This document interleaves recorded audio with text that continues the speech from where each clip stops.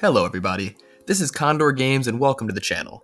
As a Pokemon YouTuber with absolutely no following, I'm trying to create new and interesting challenge runs. Late one night while studying for an exam, I thought of the Use It and Lose It Nuzlocke. The rules are simple, all the same rules as a hardcore Nuzlocke, which will really quickly appear on the screen right here and also be in the description. However, in addition to that, anytime I use a Pokemon for a gym battle, I am no longer allowed to use it for the rest of the entire run. For example, if I use a Pokemon for the first gym, I cannot use it for any other trainers, any other gyms, or even the Elite Four. Let me know if you think this is a cool concept. Anyway, let's get right into it. To save time, I won't even go over any of my failed attempts. On my furthest attempt besides this one, I actually didn't even wipe to a gym leader. I wiped on the rival fight after the third gym leader. But yeah, let's just get right into my final attempt. It starts like any other Platinum run. Due to peer pressure from my friend Drugs, I blatantly ignore my mother's orders and enter the grass without any Pokemon. Then Professor saves us before we endanger ourselves. Honestly, how do people live without Pokemon in this universe? Between every city there's a bunch of grass with Pokemon in it. There's also no food stores or anything, but that's way off track. I pick Chimchar and beat Drugs and his stupid baby penguin. On the beginning routes I catch Duck Hunt the Bidoof, Darkpit the Starly, and Banjo the Shinx. Let me know if you already know the naming schemes in the comments. In Jubilife, we meet a man who claims to be part of the International Police, but personally I just think he's a creep. We then catch Yoshi the Badoon north of the city, Steve the Geodude in the Orbert Gate, and Ponyta on Route 207. I don't have footage for Route 203, so I'm just going to assume I got an Abra and it teleported away. I've decided it's going to take too long to talk about every Pokemon I catch, so I'm just going to mention a Pokemon when I use it now. Alright, so which Pokemon will be the first sacrificial lamb and the name of this arbitrary challenge? Well, out of the Pokemon I have, Bidoof is really the only viable one. I'm very confident in Yoshi, so I just bring him in, no one else. Let's see how he does. At level 14, Bidoof knows Mega Drain, so that one-shots Geodude. Unsurprisingly, it also one-shots the Onix, so last is Cranidos. I think we're speed tied, so it uses Leer and I use Stun Spore. Next turn, I use Mega Drain, doing more than half, while it almost kills with Headbutt. That was not a range, but a crit obviously would have killed me. As I did more than half, the heal does not matter, and Cranidos eventually falls to Mega Drain. Kinda close, but okay, that's done. Thank you for your service, Yoshi. Into the box you go. Valley Windworks is the setting of the next semi-major battle. It's not a gym leader, so I don't need to discard my team members after the fight, but if you would like to see a hardcore variant of this challenge, let me know and I can try to figure it out. The Zubat in this fight was, well, a Zubat, and then a few Mach Punches from Monferno destroys the Perugly. That was easy. After a little bit of plot about Pokemon mythology, I think, it's time for the second gym. For Gardenia, I am once again bringing just one Pokemon into the ring, Darkpit the Staravia. Alright YouTube, I need to come clean. I made a mistake. I did not realize the level cap was 22 for this fight. Not my proudest moment, but hey, you should expect nothing more from me. I'm able to outspeed the Turtwig, and I luckily hit the 40% chance to Oko. That would have improved to 70% at level 22 though, oh boy. Cherim then dies to an extremely skillful critical hit though, no luck involved whatsoever. Last is Roserade. It outspeeds me, crits Magical Leaf, and it survives on a Sliver after Wing Attack. Oh geez, that extra level would have really helped. I don't know if it's going to heal here, but I think my only chance is to go for Quick Attack, and yes! It doesn't heal and we win. Never punished, but yeah. That would have been much easier if I started at level 22. So kids at home, be smarter than me, go to school, don't do drugs, etc. For its valiant effort, Darkpit just gets tossed in the box. Alright, from this point further, I solemnly swear I will pay more attention to level caps. Maybe. Anyways, with the ability to use Cut, we enter the Team Galactic hideout, where Looker literally reveals his cover in a room full of criminals. It's a mystery how he has not been killed yet, honestly. Anyway, we fight our way to the top to fight Commander Jupiter. The Skuntank is a bit annoying, but after some intimidated leers, it goes down to a Flame Wheel. Pretty easy. Alright, let's keep on moving. In Fantina's gym, I had to sacrifice a Gligar that I caught to a trainer that almost killed both my Monferno and my Luxio. So yeah, that's the first actual death of the run. The Fantina fight itself was also one I was worried about though. I decided to go in with a team of Bronzor from Wayward Cave, Golbat from Ravaged Path, and a Haunter I caught in Eterna Forest. I should also mention this at the time I started using rare candies. I just do not have unlimited time for these runs, and if anything, rare candies only hurt me as I lose out on valuable EVs. For the Fantina fight, I lead with Haunter and she leads with Duskull.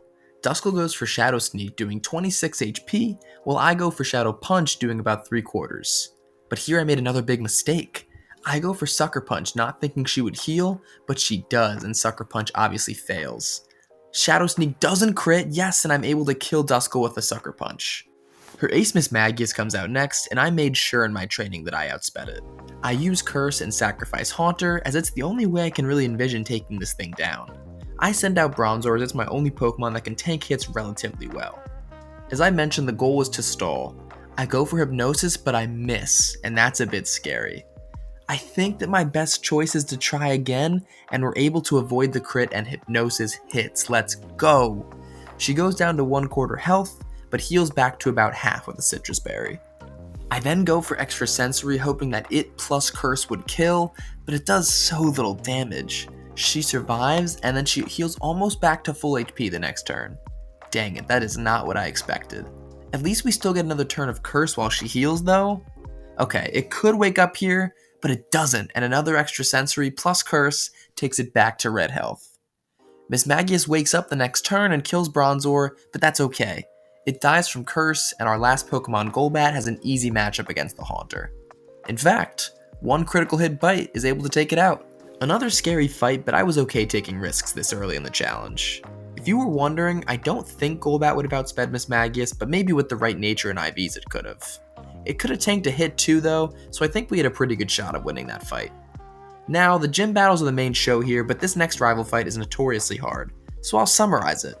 Luxio takes out Staravia and 2 Sparks, Weasel takes out Ponyta with Water Gun and Aqua Jet, Monferno takes out Roselia with Flame Charge, and a few Weasel Crunches are able to take out the Prinplup.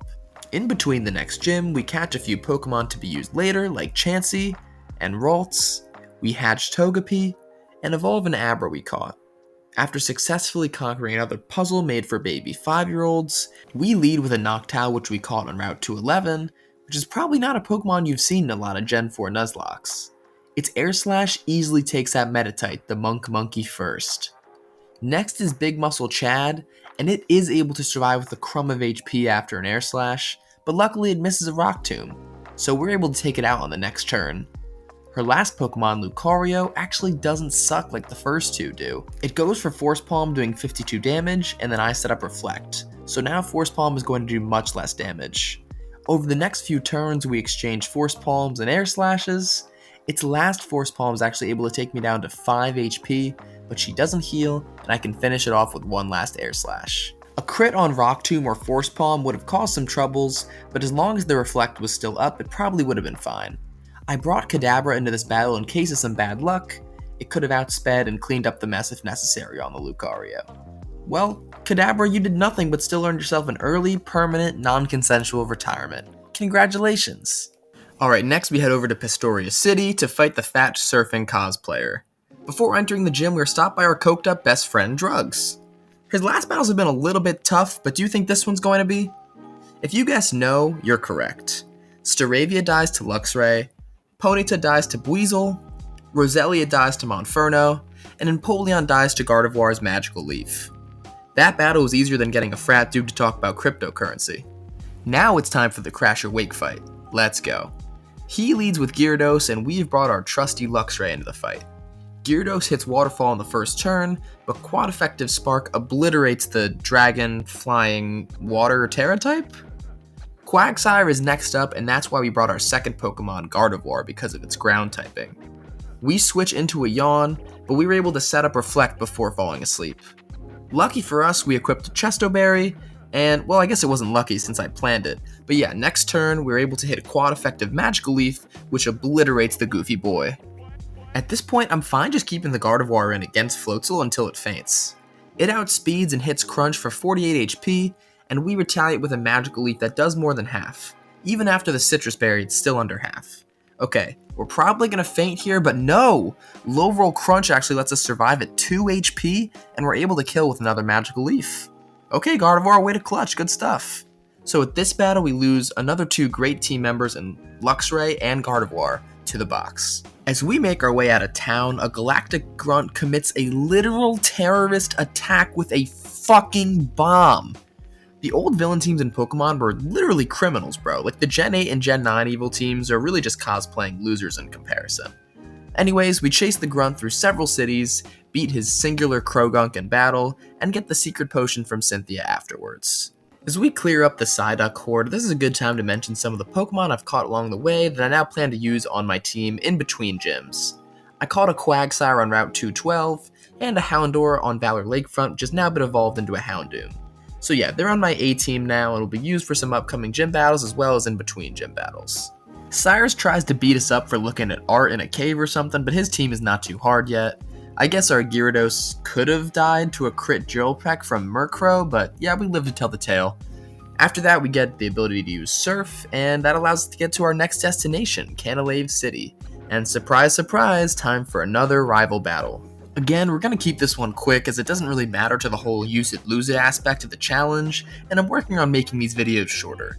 Apparently no one wants to watch 40-minute videos from new YouTubers. Weird. Alright, so yeah, Staravia is easy, that's pretty expected.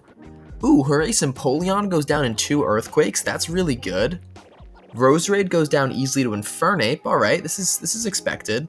And then for Heracross, I switch into Houndoom on Aerial Ace, but the next turn Firefang doesn't kill, and then it uses Brick Break, and kills me.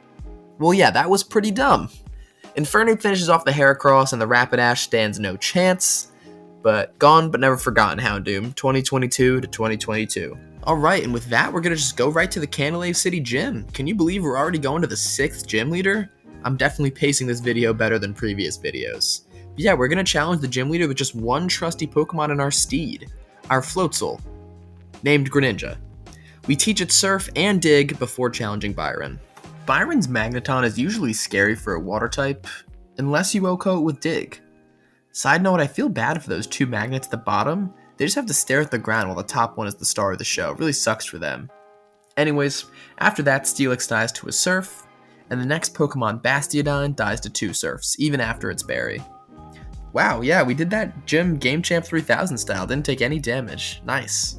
After this, we hop on a nice cruise to Iron Island to meet Riley and get the HM for Strength. After clearing out the necessary trainers in the cave, I get the Riolu Egg from Riley.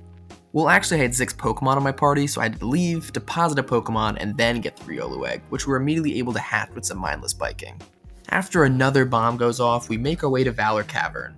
Commander Saturn is in this cave, but he is just so easy he doesn't even deserve my breath. So instead, enjoy this dramatic montage of his Pokemon fainting.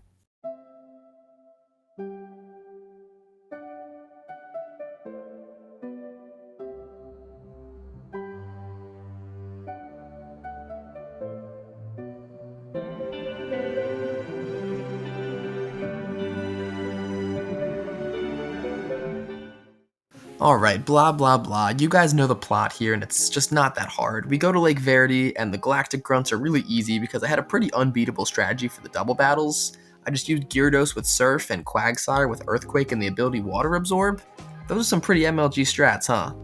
Anyways, Commander Mars was also really easy as a first grade math exam, so he's not worth mentioning either. Before the 7th gym leader, I evolved that Ponyta I got like a million years ago into a Rapidash.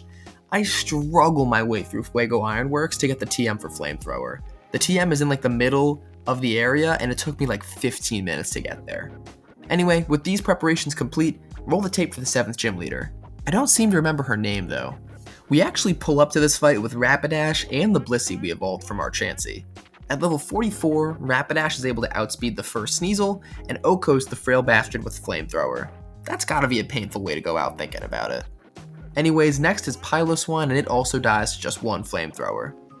Third is Obama who sets up the Hail with his ability. I don't want to deal with Frostlass's Snowcloak BS, so I switch into Blissey. Obama is slow as heck, so Blissey is able to outspeed and sets up the Sun before dying to a Woodhammer.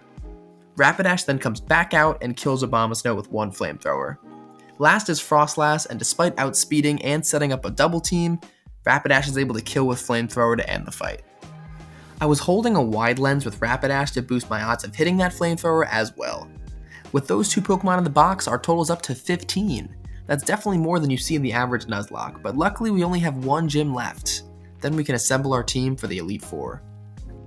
Alright, just a little bit more plot left. We go to the galactic hideout with the terrible detective and possible child enjoyer, watch a 1940s Germany-esque speech from Commander Cyrus before making our way through the hideout and battling him. This video is getting long, so I won't show this because it's actually a tough battle is going to be coming soon. Just know that we beat him without losing any Pokemon and we get the Master Ball. Then up at Spear Pillar, we had a double battle with Commander Mars and Commander Jupiter with our trusted friend Drugs. What a great guy he is. Anyways, their Pokemon are not particularly good, and they mainly target Drugs anyway, so we get through with barely anyone going under half health. Finally, we leap into the Distortion world with hot-ass 32-bit Cynthia. Or maybe the DS is 64-bit, I actually don't know, and I can't be bothered to look it up. Another thing I didn't look up is a guide to the Distortion world. The sped-up footage in the background can give you a taste of my struggles, but yeah, this took me 19 minutes to finally get to the area where I fight Cyrus. This fight I'm actually going to commentate over because it's a difficult and famous fight in the game. To begin the battle, Quagsire survives a Dark Pulse at over half HP and retaliates with a deadly Earthquake. When Honchkrow comes in, I switch into Magnezone. I then switch into Gyarados on the Heat Wave. After tanking another Drill Peck, I'm able to kill with Avalanche. Then his own Gyarados comes out. I was being super safe with this thing, so this fight takes about 2 minutes. First, I switch between Magnezone on Ice Fang and Gyarados for Earthquake, also lowering its attack several times with Intimidate. Eventually, after enough of that switching, I switch into Infernape on Ice Fang, and then Quagsire on Waterfall for a bit of healing, really exposing that AI. I use Yawn to put it to sleep, and once it's asleep I switch Magnezone back in to finish the job with a quad effective discharge. Next is Weavile, and I just switch Infernape in. It's able to tank a Fake Out, and then on the next turn it also tanks an Ice Punch and it still has 80 HP. A single close combat is then able to take it out. Last is Crobat. I switched in Magnezone and it went for Cross Poison for some reason. As you're going to learn later in this fight, it has Air Slash in its moveset, so I don't know why it didn't use that. Anyways, the next turn it uses Confuse Ray, but Magnezone is a beast and hits a Discharge anyway. Cyrus uses a full restore, but Magnezone said fuck that confusion and hits another Discharge anyway. It hits a wimpy Air Slash before Magnezone is able to finish off Cyrus's last Pokemon. My 10-year-old self then casually catches a literal god of darkness, the Satan of the Pokemon universe, for use in Pokemon battles. Yay! As is tradition in most Pokemon games, we've saved the entirety of the world from its most powerful beings, so now it's time to face the 8th gym leader. Let's not dilly-dally because I don't think Volkner's going to be very difficult. He's very weak to ground moves, and we're going to go in with a Mr. Mime we caught on Route 218 and our trusty Quagsire. You may be confused why I lead with Mr. Mime, but it's just to be extra safe. As Jolteon hits Iron Tail, Mr. Mime is able to set up Trick Room. This is going to allow Quagsire to outspeed everything until it runs out. Then Mr. Mime sets up a Safeguard before sacrificing itself to the cause. Quagsire is then able to come in and one-shot Jolteon, Raichu, and Electivire with Earthquake. Well, I guess Electivire was able to tickle me with a quick attack, but it did so little damage. His last Pokemon outspeeds us as Trick Room wears off, and is able to do a little bit with Crunch. Surprisingly, Earthquake actually just misses the KO, but this battle's obviously over. Volkner heals, but we actually get a better range on the next one and kill the Luxray with the next Earthquake. And with that, we've completed the gym challenge, only using a total of 17 Pokemon throughout this journey so far. As we go through Victory Road, I'm going to reveal the team we'll use for the Elite Four. The Elite Four consists of Aaron, who uses Bug types, Bertha, who uses Ground types, Flint, who uses Fire types, Lucian, who uses Psychic types, and the champion Cynthia, who has a notoriously diverse and difficult team. I'm going to make the level cap 57, as the average level of the Elite Four aces plus Cynthia's ace is 57.2. Of course, we have our trusty Gyarados with the ability Intimidate, as well as moves like Dragon Dance and physical coverage moves. It's going to be invaluable for the entire Elite Four. We have Infernape, who's mainly going to use Flamethrower and Close Combat, but has a setup move if needed. We have Togekiss, who's just going to be an annoying staller, but it has Fire Blast to deal some damage if needed. Also, side note, I had no idea that this was not a friendship evolution, so I did like 5 Pokemon contests before realizing it was just a stone evolution. Our Magnezone has a pretty simple moveset. It is Shockwave in case of any evasion shenanigans, but we're mainly just going to use Thunderbolt. Giratina is just a bulky bitch with strong ass moves and can heal all the way up back to full HP with its Rest/Chesto-Berry combination. And then finally we have our Mamoswine. Definitely the least important member of the team, but could be useful with Earthquake and Ice Beam in case that any other of our team members die. Alright, without further ado, let's get into the Elite Four. Okay, never mind, there's a rival battle. First, a raptor goes brr to 3 Ice Fangs, and then after that I do some switching shenanigans to abuse the good AI of the rival. I go from Gyarados, to Magnezone, to Giratina, and then to Infernape to finally use Flamethrower. As Empoleon comes in, I switch back into Gyarados. On the switch it tanks a Brine, and then on the next turn it tanks a Shadow Claw while I set up a Dragon Dance. After that, my Earthquake kills. That crit did not matter, by the way. After that, Roserade comes out and dies to an Ice Chomp. Rapidash comes out next and dies to a Waterfall. And for Snorlax, I just switch right into Infernape and kill with a single close combat. Easy peasy. A nice little pre-game to the Elite Four, if you will. No more delays, no more rival battles, let's do this. We actually lead with Magnezone for Aaron's Yanmega. This thing has double team, so I take no chances and just go for Shockwave on the first turn to knock it out. Read like a script. Once Heracross comes out, we do our classic baiting of the AI, we switch to Giratina on its close combat, and then Infernape on Night Slash. Flamethrower then easily takes out the fighting bug. On Drapion, we actually switch into Mamoswine, getting its first playing time of the run, and it's able to kill with an Earthquake on the Quick Claw proc, very nice. We're then able to switch into Infernape on a resisted Night Slash from Scissor, and easily kill with quad effective damage. We can then stay in on Vespiquen, however you pronounce it. It survives a Flamethrower, but it's just delaying the inevitable. Queen Bee down, and so is Aaron. Next on the Elite Four hit list is Bertha. We're going to lead with our Gyarados this time, and our Dragon type goes for Dragon Dance once, and then Dragon Dance twice. After that, it's go time. Whiscash dies to a Waterfall, Golem dies to a Waterfall, Rhyperior dies to, guess what, Waterfall. We switch it up and kill Gligar with an Ice Fang, and then Hippowdon also dies to a Waterfall. That may have been the easiest battle of all time. Well, let me not get ahead of myself. Flint is also in contention for the easiest battle of all time. We lead with Gyarados once again, do our Dancey Dance once, do our Dancey Dance twice. It sets up Sunny Day, which kind of sucks, but it's actually fine. Houndoom then dies to Waterfall, Infernape dies to Waterfall, Magmortar dies to Waterfall, and my equipped Rossberry actually heals my burn. Flareon dies to, guess what, Waterfall, and Rapidash dies to Waterfall. That wasn't a Wendy's 4 for 4, that was a full 5 for 5. Not sponsored by Wendy's, by the way. Alright, Lucian's definitely going to be the hardest of the base Elite Four, so let's just get right into it. Lucian leads with Mr. Mime, and I decide to lead with my Togekiss. On the first turn it sets up Reflect, as I use Toxic for some chip damage, and then on the second turn it sets up the other screen as I just use Roost. On turn 3, I use Protect and it uses Thunderbolt, so the turn after that, I switch into Mamoswine and a Thunderbolt that's obviously not going to do any damage because of my ground typing. After tanking a Psychic, Earthquake is able to kill Mr. Mime. Bronzong is the next to come in, and I switch in Togekiss again. It goes for Calm Mind, but I'm not really worried. Fire Blast does 2/3 damage. It goes for Calm Mind again, and then Togekiss is able to kill with another Fire Blast. Togekiss was holding a wide lens to boost Fire Blast's accuracy.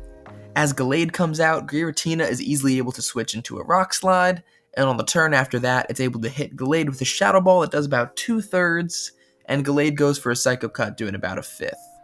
I decided to go for Rest here. I think it was a little bit too early, but it's okay. I instantly wake up from the Chesto Berry, and after another Psycho Cut, a Shadow Ball kills. Espeon comes out and outspeeds, hits a Shadow Ball, which does a lot, and Giratina's Shadow Ball just misses the kill. Espeon's gonna heal, and I decide to switch into Gyarados. Gyarados tanks a crit Psychic at 63 HP, and uses Dragon Dance. Gyarados then outspeeds, and kills with a single Waterfall. Last is Alakazam, which also now is outsped because of the Dragon Dance, and kills with a single Waterfall. Lucian was definitely the hardest member, but still not too bad. Cynthia is notoriously hard though, so this is definitely not over. Final battle time. Get the intense music playing. This one's for all the beans, marbles, whatever item you choose, it's for all of them. She leads with her Spiritomb, which cannot take any super effective damage in this generation.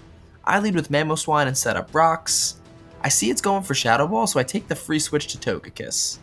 On its first turn in battle, I'm going to go for Toxic, and it goes for Dark Pulse doing 49 HP. On the subsequent turn, I Protect on its next Dark Pulse, and the turn after that I use Roost to stay at 134 HP. I protect on another Dark Pulse as the toxic damage really starts to add up. I don't know why I didn't go for Fire Blast here, as it definitely would have killed, so yeah, that was stupid. It's obviously going to heal now, so I go for another Toxic. I'm not going to make you sit through this stall fest, but yeah, it eventually goes down and I have 131 HP. Next is her own Togekiss. I switch into Giratina on Shockwave, and it just does a measly 16 damage. On the next turn I outspeed, go for Dragon Pulse, and I'm not sure if that's going to be a 2-hit KO. On the next turn, Dragon Pulse barely doesn't kill, and I'm left with 98 HP after a second Air Slash. Togekiss actually doesn't heal, so I'm able to kill with another Dragon Pulse the next turn. The third Pokemon out is Garchomp. I decide to switch into Mamoswine as a probable sacrifice. Garchomp goes for Dragon Rush, taking me all the way down to 18 HP, but I'm probably dead as it outspeeds Mamoswine. Unless I get a Quick Claw proc and kill with a single Ice Beam. Damn, Mamoswine, you clutch as hell. Looking good here, halfway done. I switch an Infernape on an extreme speed, taking me down to 103 HP, but I outspeed the Lucario and can kill with a single close combat. As the Milotic comes out, I decide I don't need Infernape for anything else in this fight, so our trusty starter who's been with us since day one hits a close combat doing about 2/3 damage before going down to a Surf. You will be missed. We then switch in Magnezone, who takes about 1/3 from Surf before killing with Shockwave, cleaning up the mess. In a last-ditch effort, Cynthia sends out her last Pokemon, Roserade. Magnezone survives a crit energy ball at 19 HP before paralyzing the Roserade. I decide I might as well keep Magnezone alive, so I switch right into Gyarados. On the switch, its energy ball does a little bit more than 1/3, but this fight is over. One Ice Fang from Gyarados takes down Roserade, and we are crowned champions of the Sinnoh League. So yeah, that does it. We are Pokemon League champions using hardcore Nuzlocke rules and ditching every Pokemon we used in a gym battle. If you enjoyed this, please let me know by leaving a like and dropping a comment. If you can think of any way to do this for all major battles instead of just gym fights, let me know, or if you'd like to see this in any other games, let me know as well. If you have any other challenge ideas or game ideas for content, also leave that down in the comments. That's all for now, so I'm signing off. Condor Games out.